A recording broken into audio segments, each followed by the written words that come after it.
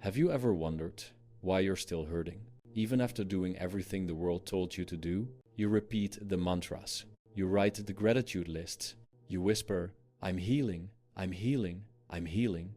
Yet something inside you remains untouched, unaffected, unmoved. You wake up with that same quiet heaviness resting on your chest. A weight you can't name, but you feel it, like a hand pressing gently over your heart. You try to stretch it away, breathe it away, pretend it away. But the silence in the room grows thicker, almost watchful, almost as if it has been waiting for you to stop pretending. You tell yourself you should be better by now, stronger, calmer, more aligned. You've been taught that growth looks like light, that healing looks like joy, that strength looks like the absence of struggle. But a tremor moves through you, small, hidden, an old truth waking beneath the noise. Because each time you try to fix yourself, you feel the fracture widen. Each time you try to bury your sadness under another layer of positivity, your sadness claws its way back through the surface. Quieter, sharper, closer.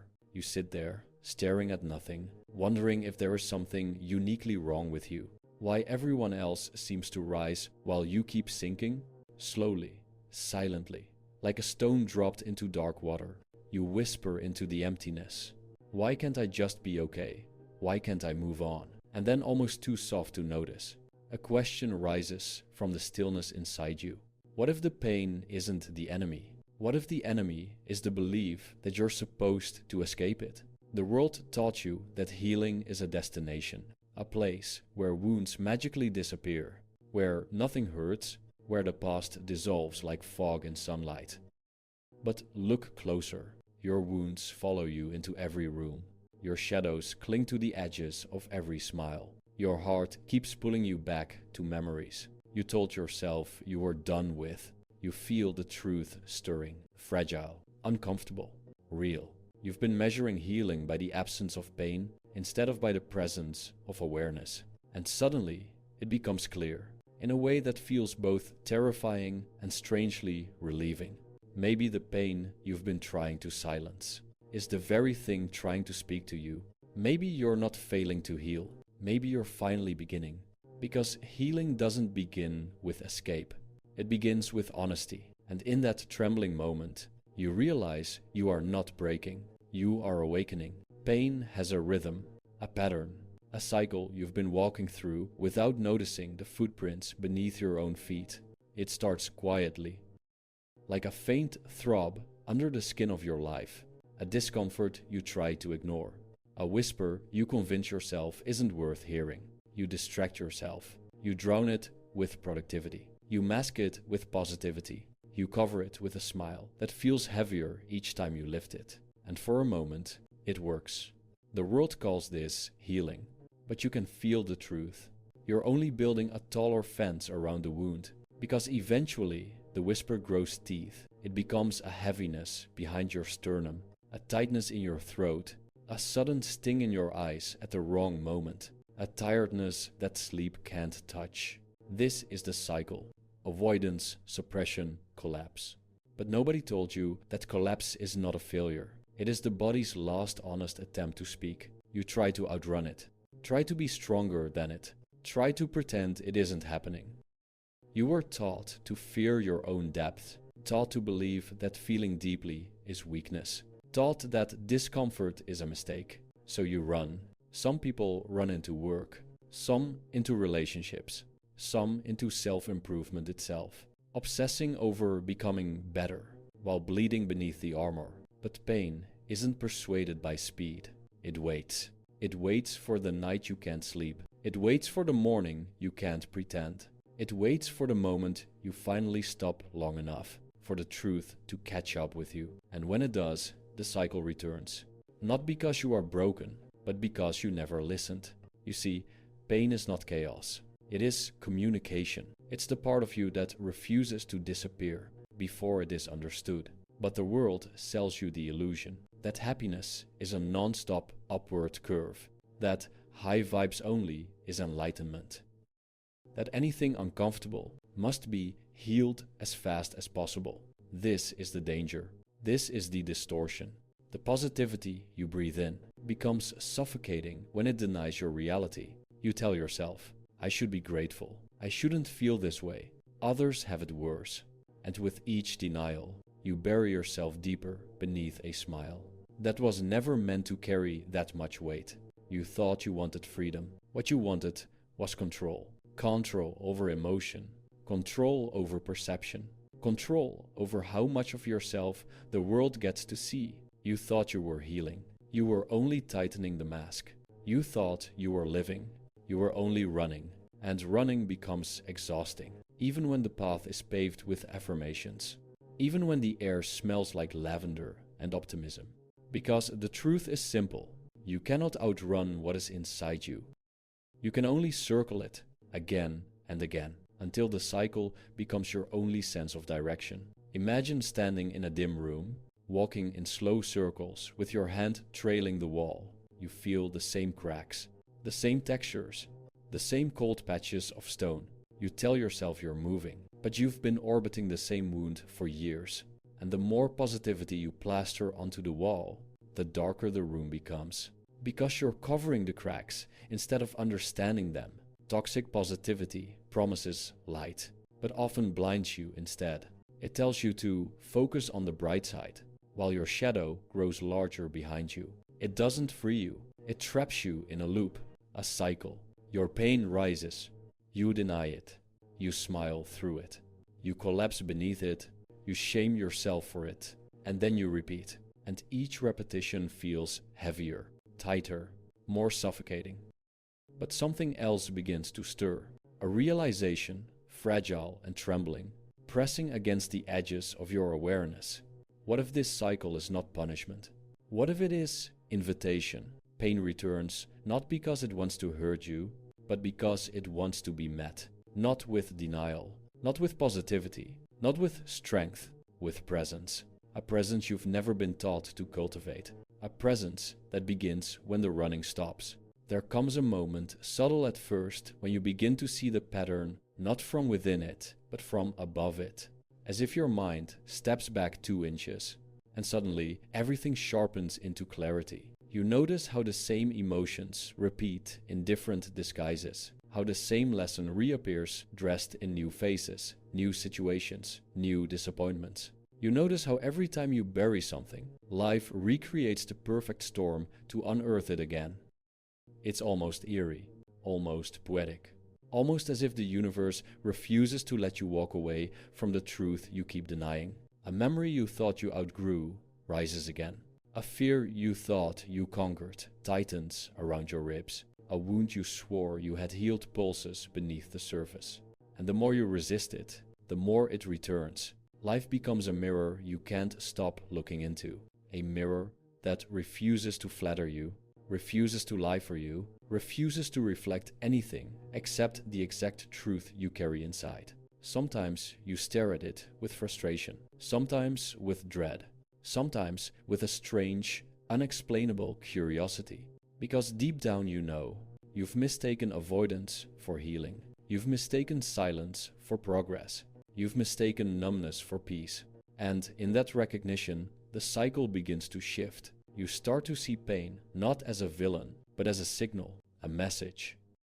A compass pointing toward the places you abandoned within yourself. You feel it in your chest, that familiar heaviness. But this time, you don't immediately push it away. You let it hover, you let it breathe, you let it exist. And the pain changes shape. It softens. It becomes less like a predator chasing you, and more like a child tugging at your sleeve, asking to be seen. This is the part nobody talks about. Pain only grows monstrous when ignored. But when acknowledged, it shrinks into something understandable, something human, something that has been trying to help you all along. Your suffering begins to make sense, not as cruelty, but as intelligence. You see how your darkness taught you more than any burst of positivity ever could. How your heartbreak carved space for depth.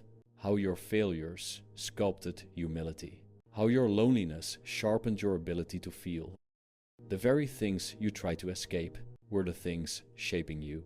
You thought you wanted comfort. What you needed was clarity. You thought you wanted the light. What you needed was contrast.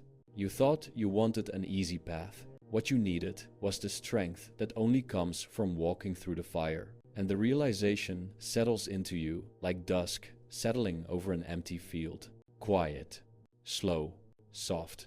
You begin to see how every time you suppressed your pain, you also suppressed your growth. Every time you numbed yourself, you numbed your potential.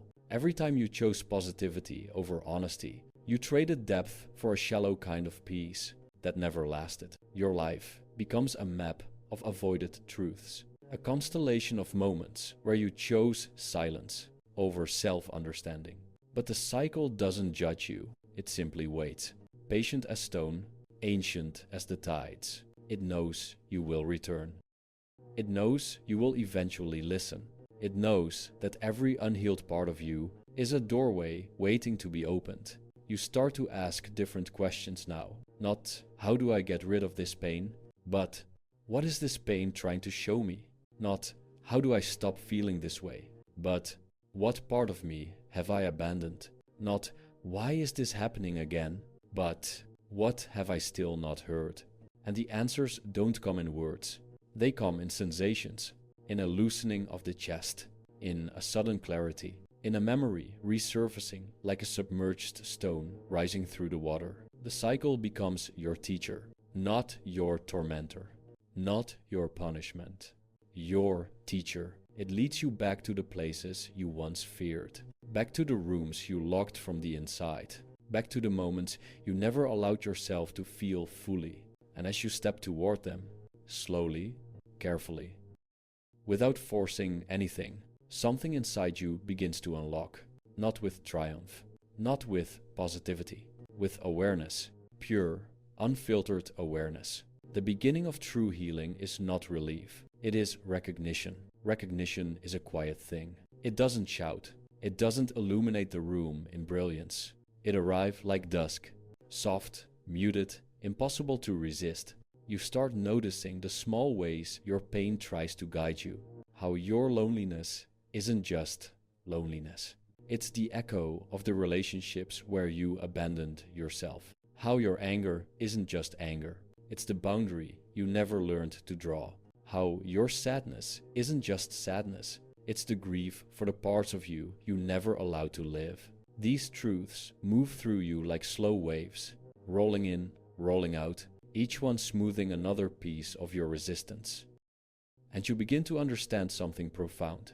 Pain is not here to break you. Pain is here to break the version of you that cannot hold your truth. Every crisis you thought was a collapse was actually a shedding. Every heartbreak you thought was punishment was a recalibration.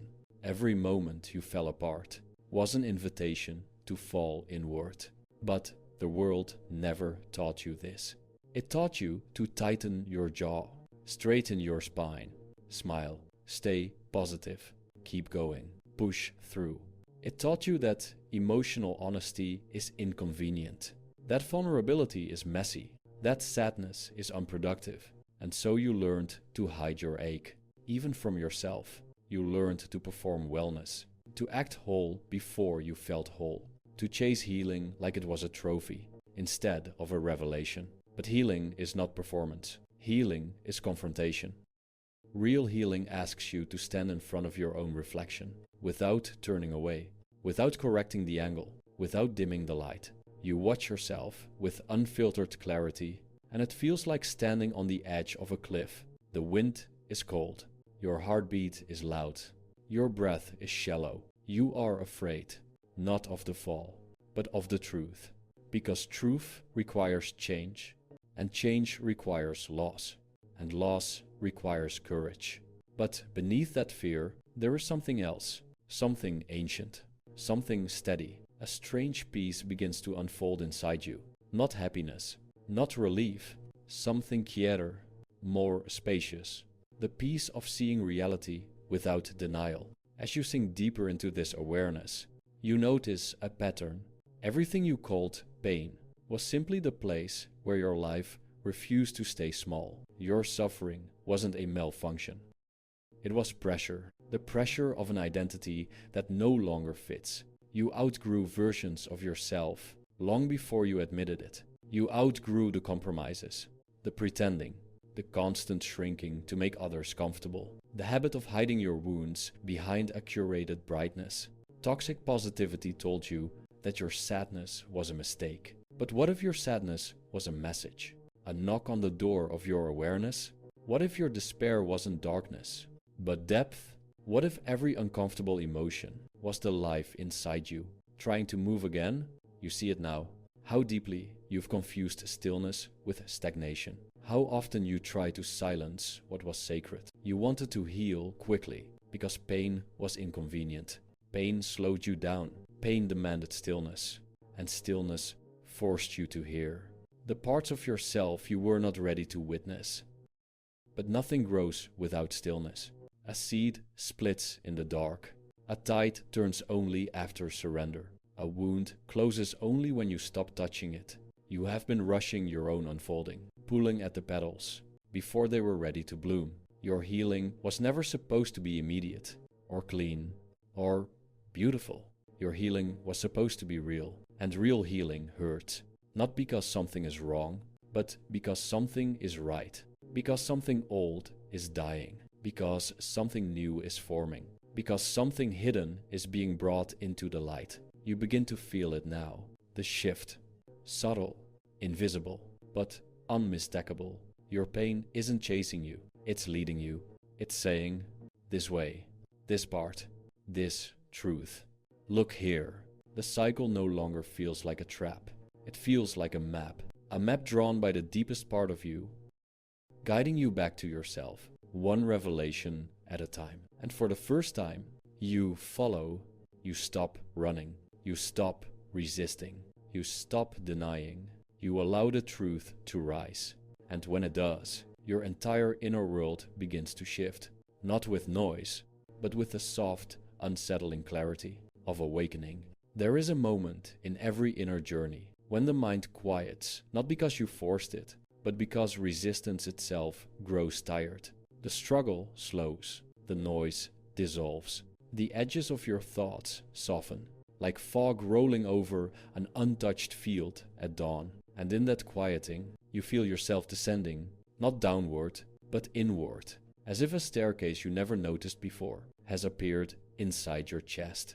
Each step hums with a strange familiarity, a memory your body seems to recognize, even if your mind does not. You place your foot on the first step, and immediately the world above you fades. The rush, the striving, the masks, the performances, all dissolving into a hushed distance. Here, the air feels different, heavier, slower, sacred. You've spent so long trying to rise. Rise above your feelings, rise above your past.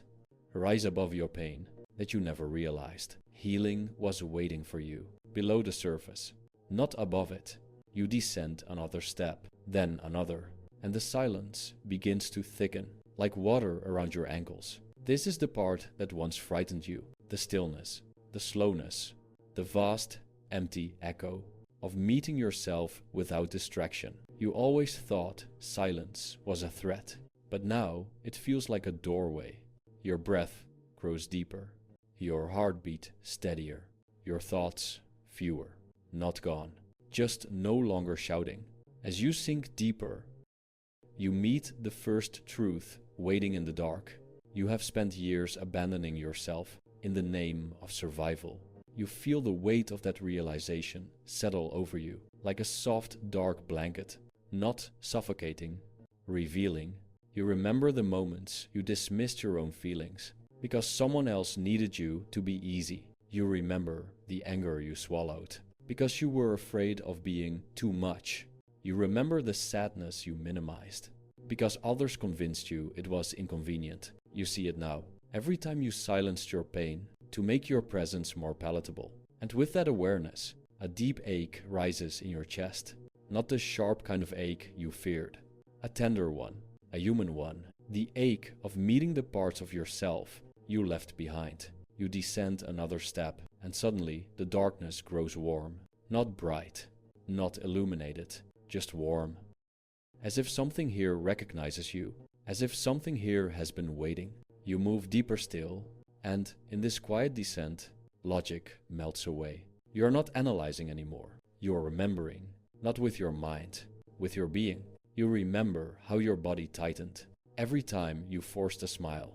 You remember how your chest contracted every time you told yourself you shouldn't feel this way. You remember how your stomach knotted every time you pretended you were fine. These sensations return, but they do not overwhelm you. They sit with you, like old friends you once misunderstood. You realize something you could never see from the surface. Your pain never wanted to be healed quickly. It wanted to be witnessed fully. Another step down, another breath. The descent becomes an unraveling, a loosening, a release. Your body softens in a way it hasn't in years. Your mind surrenders the illusion of control. Your heart stretches open, slowly, cautiously, like an animal stepping out of hiding, only when it senses safety. And here, in this dark inner room, you notice a quiet miracle. The pain is no longer chasing you. It is sitting beside you, not as an enemy, not as a punishment, as a messenger. You feel its presence, steady, ancient, unmoving, and it speaks without words. I was never here to hurt you. I was here to show you the places you abandoned. A shiver moves through you, not fear, recognition. You kneel beside this pain, your pain, not to fix it, not to erase it, but simply to be with it, in the way you were never taught to be with yourself. You realize that stillness is not emptiness, it is fullness, a fullness you were too busy to feel. The descent deepens, the silence thickens. Every breath becomes an invitation to meet yourself more honestly. You're not running, you're not resisting, you're not pretending. You're here, fully, finally. And in this place, this quiet, fragile, sacred place, something shifts. Not loudly, not dramatically, softly. Like the lock turning, like a window opening, like a truth settling. You descended into the darkness, thinking it was a place of fear. But as it surrounds you, you see clearly. It is not darkness, it is depth. And for the first time in your life, you are no longer afraid to feel. There comes a moment delicate, almost imperceptible, when something inside you exhales for the first time in years. Not because the pain has vanished, but because the war against yourself has ended. You sit in the quiet, surrounded by the depth you once feared, and the air feels different now, lighter, wider, more honest. The truth settles over you like a soft rain. You were never meant to force yourself into the light. You were meant to grow toward it naturally, like every living thing. For the first time, there is no rush, no urgency, no performance, just breath, just presence, just you. And in this stillness, you realize the thing you've been chasing was never outside you. You spent years trying to heal by becoming someone else, someone calmer, someone stronger, someone untouched by the shadows of the past. But liberation doesn't come from becoming someone else. It comes from returning to the person you abandoned. You looked for peace in the future, in achievement, in perfection, in the imagined moment when all pain disappears. But now you see, peace is not the absence of pain. Peace is the absence of resistance. The pain may remain. The memories may remain. But the struggle against them dissolves. And without that struggle, they lose their power to wound you. You breathe again, a slow, effortless inhale. For the first time, you are not afraid of what you feel. And that is what freedom tastes like. You begin to understand the strange paradox of being human. The harder you chase healing, the further you drift from yourself. But the moment you stop running, the moment you allow the truth to sit beside you, healing begins on its own, quietly, naturally, without force. This is the liberation no one teaches you. Liberation is not a sunrise. It is a softening, a loosening of the grip around your own heart, a gentle turning inward, where you meet yourself without judgment. You touch your pain the way you would touch something fragile, not to break it, but to understand it. And suddenly, your wounds are no longer places of shame. They are places of wisdom. The cracks in your life become windows, openings, spaces where light enters not to blind you, but to show you what was always there. You see now that you were never failing. You were unfolding. You were never losing your way. You were being guided back to the beginning, the place where you stopped listening, where you left yourself behind. Every heartbreak, every collapse, every moment of confusion was not a detour, but a doorway into a deeper awareness, a richer sense of self, a truth that could only emerge through the pressure of being broken open. You understand now why your old life had to crumble. It was too small for you, too silent, too shallow. A version of you that made sense once, but no longer does. Your pain forced you to expand, to shed, to grow into the vastness you carry inside. This is what liberation feels like. Not victory, not triumph, but spaciousness. A sense that your inner world has become wide enough for all your emotions to exist, without crowding each other, without suffocating you, without demanding you choose between them. You gaze inward, and the darkness doesn't frighten you anymore. You've learned how to see in it, learned how to breathe in it, learned how to hear what it has been whispering all along. You realize you never needed toxic positivity. You needed truth. You needed depth.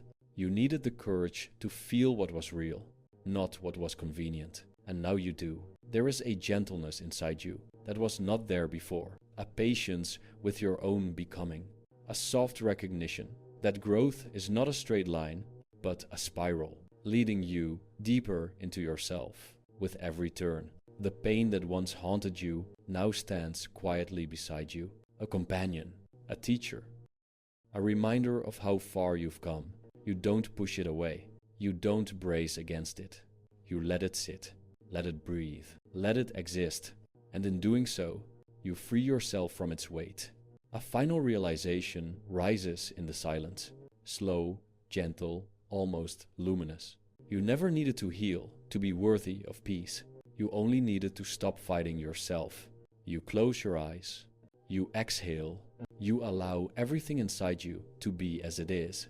No striving, no fixing, no escape, just presence. And in that presence, a strange, beautiful truth unfurls within you. When you stop seeking peace, it finds you.